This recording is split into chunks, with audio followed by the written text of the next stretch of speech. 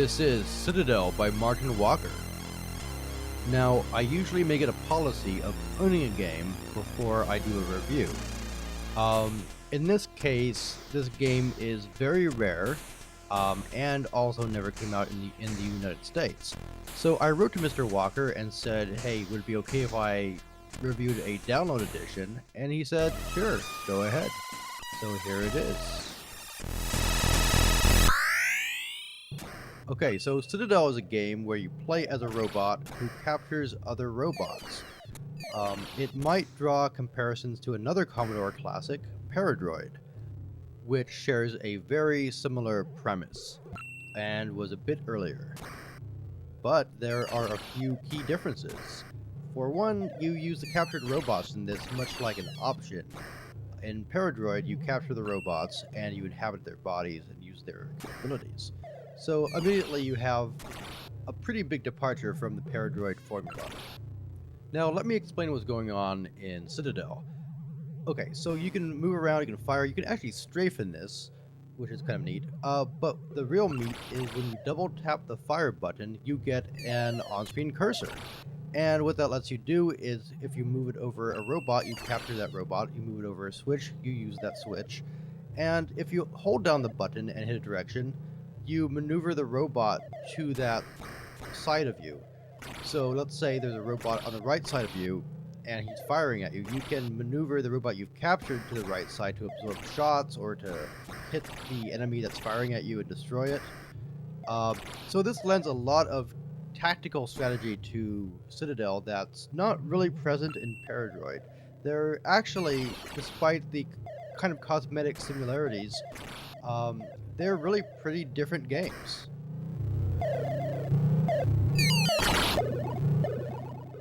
I also want to talk briefly about the NTSC fix.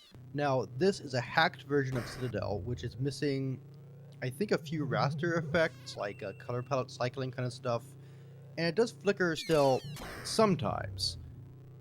And unfortunately, the double tap to bring up the cursor is a bit fussier in this NTSC fixed version of Citadel.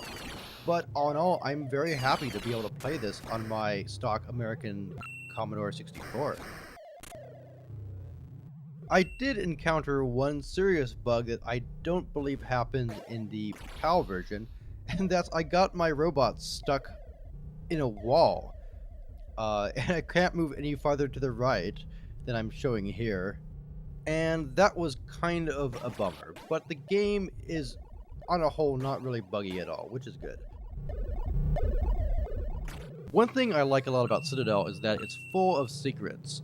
There are these entire areas, like I'm going to go down the chute here, and these are kind of under the main map, and you can kind of go down one chute and come out another place in the level. They're filled with bonuses and, of course, hazards. And although they tend to be somewhat optional, they add a bit of replayability to this game. You can also select random traps on the title screen, and what this does is randomize the enemy patterns, which is great because once you're sick of the main levels, if you ever get sick of them, you have that option. So that breathes some new life into the game as well.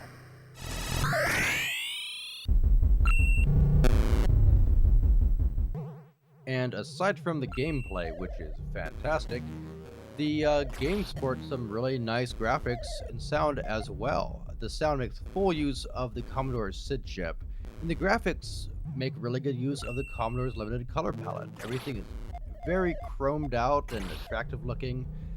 I think it actually looks a lot better than Paradroid if you want to keep comparing the two. And although you don't get any music in the game, on the title screen and high score screen, you get some very nice SID metal.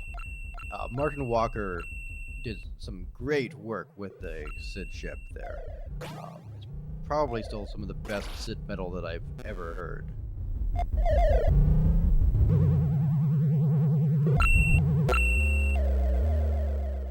But let's get back to talking about the gameplay for a second.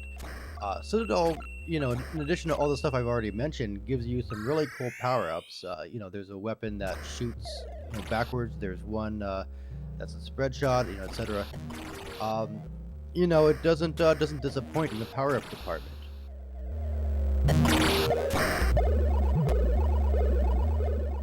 Now, one tip I have to mention is that when you get a weapons power up, it actually uses a little bit of energy. So get the weapon first and then get the energy tank, if you can afford it.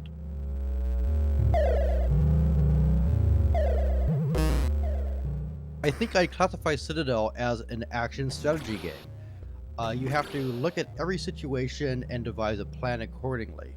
You can't rush through the level. You kind of have to take your time. And, you can do that in this game. You can stop moving and look at the situation and think about what you're going to do, in most cases. It's not a Twitch game. It's not Commando. Now, let's watch my terrible tactical mistakes here.